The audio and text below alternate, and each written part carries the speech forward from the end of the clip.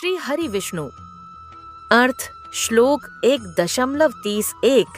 अर्जुन आगे कहते हैं, हे केशव, मैं केवल अशुभ संकेत देख रहा हूँ और अपने स्वजनों को युद्ध में मारकर मुझे कोई कल्याण नहीं दिखता।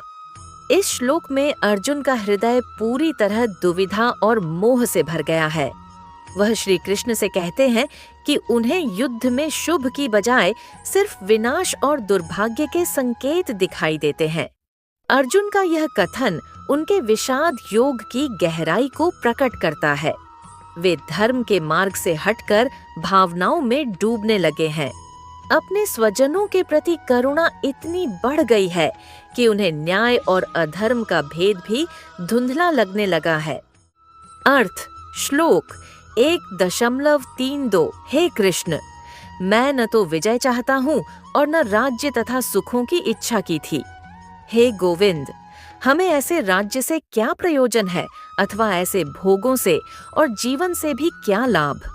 इस श्लोक में अर्जुन अपने मोह और करुणा को प्रकट करते हुए कहते हैं कि जिन प्रियजनों के साथ वे सुख और राज्य का आनंद लेना चाहते थे, वे ही अब उनके सामने युद्ध के लिए खड़े हैं। ऐसे में उन्हें राज्य, विजय या जीवन का कोई अर्थ नहीं लगता। यह अर्जुन के विषाद योग का गहरा क्षण है, जहां उनका हृदय धर्म और स्नेह के बीच डोल रहा है।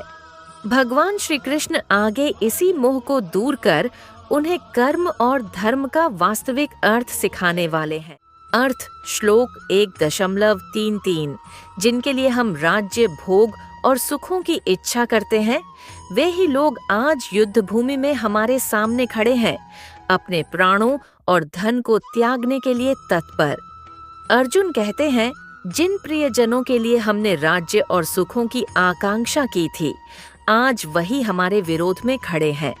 जब वे ही जीवित नहीं रहेंगे तो इन भोगों और राज्य का क्या अर्थ रह जाएगा। यह श्लोक अर्जुन के भीतर के मोह को स्पष्ट करता है।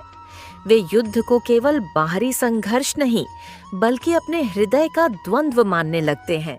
अर्थ श्लोक 1.34।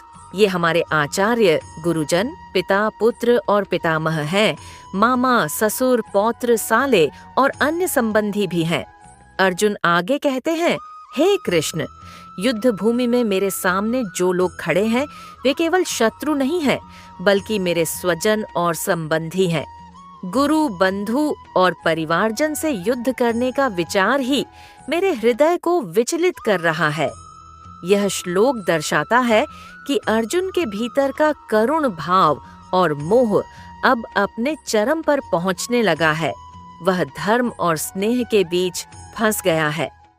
अर्थ श्लोक 1.35।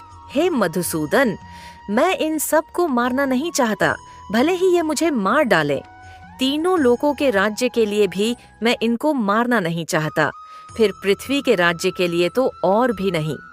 अर्जुन भगवान श्री कृष्ण से कहते हैं, हे कृष्ण, यदि मुझे तीनों लोकों स्वर्ग, पृथ्वी, पाताल का राज्य भी मिले, तो भी मैं अपने बंधु बांधवों का वध नहीं करना चाहता। फिर केवल इस पृथ्वी के राज्य के लिए इनका संहार तो और भी अनुचित है। यह श्लोक अर्जुन के अहिंसा और करुणा के भाव को प्रकट करता है। वह अब पूर्ण रूप से युद्ध से विमुख हो चुके हैं और उन्हें युद्ध केवल विनाश और अधर्म प्रतीत होने लगा है। अर्थ श्लोक 1.36। हे जनार्दन, धृतराष्ट्र के पुत्रों को मारकर हमें क्या प्रसन्नता प्राप्त होगी। इन आतताइयों को मारने से भी हम पर पाप ही लगेगा।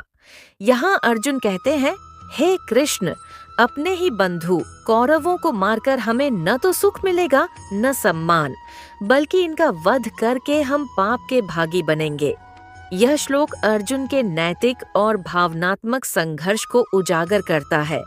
वह युद्ध को केवल शक्ति का प्रश्न नहीं, बल्कि धर्म और करुणा का द्वंद्व मान रहे हैं।